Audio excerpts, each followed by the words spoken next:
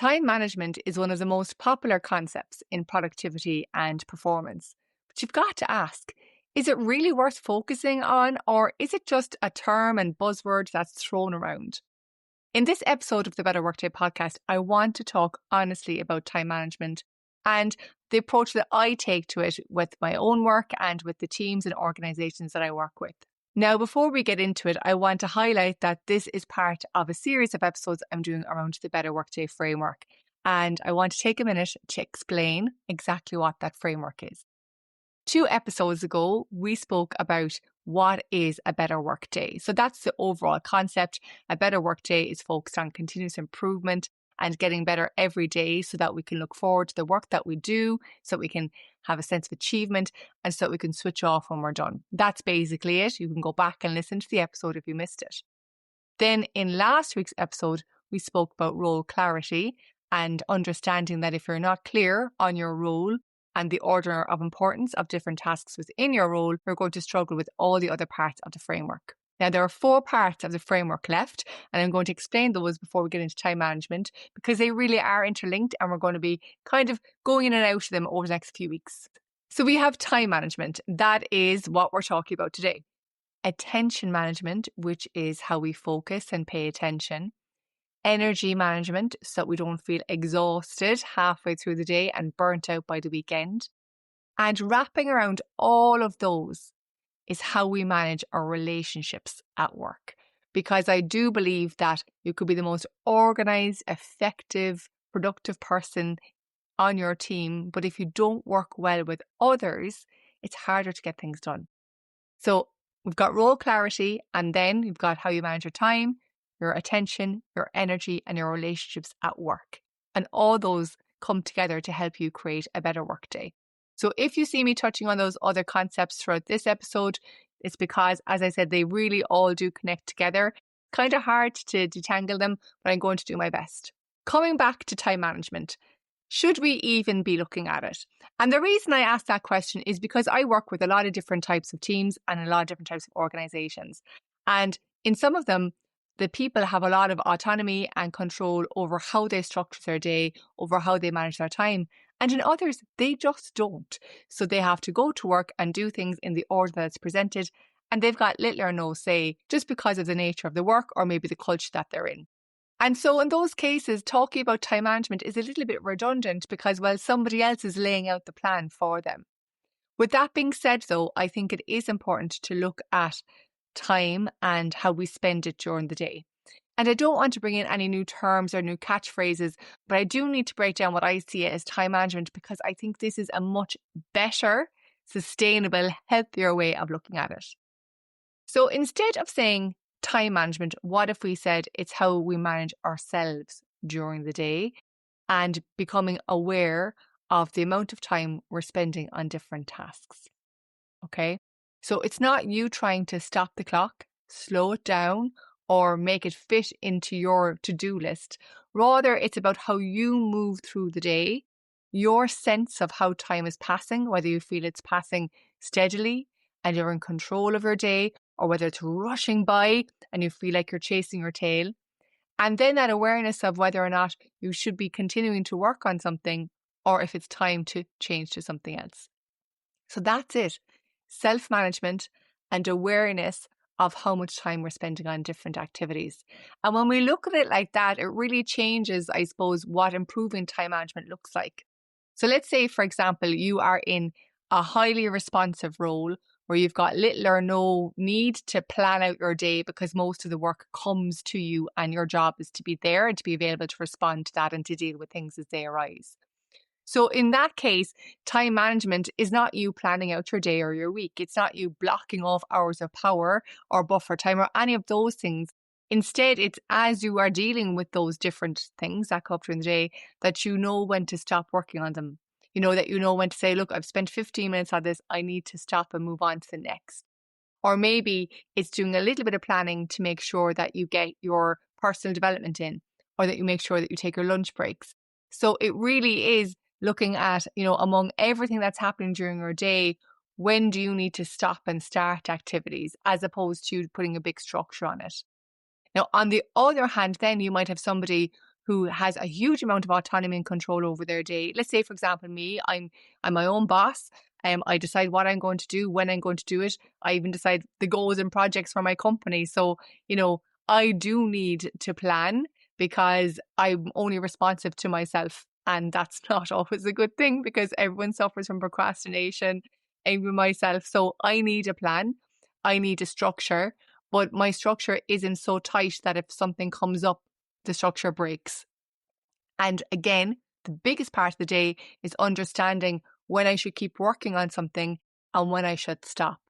Because the thing about time is that, well, we've a really funny relationship with it. So if you enjoy the work you're doing, you'll underestimate how long it's going to take you to do it. And if you don't like what you're doing, you'll overestimate how long it's going to take. And then you might have some assumptions around how long it's going to take to do your work based on what other people tell you or how long it took you in the past. So time is a funny thing. Like, unless you're doing really specific, repetitive work, it's not always easy to estimate how long you should be spending on different things. And we can get really caught up in that. And it's funny because when people come to me wanting to be more productive or want to perform better at work or want to reduce the risk of burnout and have more time for home and hobbies and stuff, they always start with time management. Oh, what if I could just manage my time better? What if I could just organize myself better? What if I could just plan my day better? And I have to remind them, and I have to remind you that that is very much looking at your workday in a vacuum. You don't have full control over what's going to come into your day. You work with other people or you interact with other people. There are other events outside of your control. And so for you to try and get a tight grip on your time to make yourself more productive, it's going to end up really in either you being really, really stressed, trying to keep that together, maybe you missing out opportunities to help other people or to get help yourself or to work on something new and exciting, or to be honest, not working well with your colleagues because you're not responsive to them, and that'll kick back later on. And so when people tell me that they want to manage their time better, I always ask them, what type of day are you having? And are there certain areas, certain pockets that you need to manage better? Because here's the thing, there's usually maybe a certain day of the week or a certain type of task or a certain situation that you feel isn't being as effective or efficient as it could be. And that's what you're talking about when you want to improve your time. And so instead of looking at it as broad time management, we'll take a look at the specific problem areas within your day or your week and we tackle those. So let me give you an example. Maybe you were saying to me, Niamh, I need to manage my time because I'm never getting around to the key project I should be working on. Well, in that case, we're talking about procrastination, not time management. And I'd recommend to you to set aside a minimum of 20 minutes every day to work on the project, for example. Or maybe you'll say to me, Niamh, I'm not delivering my work because I'm a perfectionist and I keep on just trying to iterate and improve my work and I spend way too much time on it. And so again, this is perfectionism and maybe a little bit of imposter syndrome and a few other things coming in there. And so I'd ask you to maybe set a maximum amount of time you're going to spend on work before you submit it for feedback to either your manager or a peer to know whether or not you have to do any more.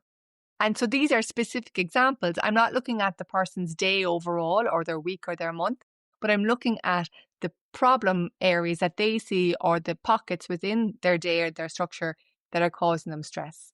So if you want to improve your time management, please do not throw out everything that you're doing, buy a new planner, download a new app, do all those things. Instead, take a look at the areas within your week that are causing you stress, that aren't working the way you'd like, and tackle those. Maybe set min times or max times. Maybe set a reminder in your calendar 15 minutes ahead of time so that you know that you're going to come to that work. Whatever it needs to be, take a look at that. And look, I do have plenty of episodes on planning and time management, so check those out if you want more ideas. Now, the other part of time management, which I highlight very much in the Better Workday framework, is the idea of capacity planning. And we often talk about this at team level or organization level when we're looking at how much capacity we have to deliver certain products or services or whatever it is that you're doing. We don't always talk about it at an individual level, but it's really, really important. I have seen this so many times, and I wonder now if you can relate to this, where you make a list of all the things that you want to do. And again, if you're clear on your role from the last episode, you know that they're the valid things, they're the things you should be doing. And then you try to fit them in to your calendar, but your calendar is already half full. And what a lot of people say to me here is, Niamh, well, I just have to reduce those meetings. I just have to clear out my calendar so I can work on everything I want. And I have to stop you there, because your time isn't just for your work, your solo work during the workday. It's also for collaborative work. It's also for input to other teams and other projects and other bits and pieces. So the whole day might not be yours, and that might not be wrong. So instead, you have to take a look at all the different demands on your time and the capacity that you have remaining to do the solo work. And if there's a problem there, then you're either going to have to start looking at managing other people's expectations or maybe reallocating your workload. But it's not as simple as, oh, I just want to have less meetings. Because again, those meetings could be a valid part of your job. So what I'd like you to do, if this is something that resonates with you, is to take a look at your calendar for next week and look at how much capacity you have based on the time that hasn't been allocated to other people. And just look at how much time remains and ask yourself, could I get everything I want to do done in that time? If yes, brilliant. And if not, then it's about looking at both what's on your list and the other commitments together and deciding which of those you need to address. And that could be asking somebody else to attend a meeting in your place. It could be deferring something. It could be taking something off your list. But to look at your capacity as a whole and consider not just your solo work, but also the collaborative work. Because as I'll talk about in a few episodes' time, being able to work well with other people is so important. And you don't want to isolate your team and other colleagues because you're head down trying to get your solo work done all the time. We need to look at the bigger picture. And the final thing I'll say to you around time management for this episode is that it really comes down to awareness of how you're spending your time right now. Okay, you can plan all you want, but those plans might get derailed before you even get to them. You can reflect as much as you need to, and that's great for insight, but that's not the here and now. And so self-management and being aware of what you're doing at this moment of time is probably the best thing that you can do if you want to improve your time management. So just ask yourself, am I working on the thing that I should be working on right now? Or should I switch to doing something else? Ask yourself, should I still be at my desk right now? Or do I need a break? It's taking that couple of seconds to pause and check in and say, am I where I need to be, doing what I need to be doing at this moment in time? That's the key. If you get into the habit of doing that regularly, no matter what happens during the day, you will bring yourself back on track more often and you will feel like you're making more progress and that you're moving in the right direction without any need for a complicated system or a new app or whatever it is, okay? So that's it for this episode. In the next one, I'm going to look at how we manage our attention at work because that's really linked to this. So until then, stay well and have a better workday.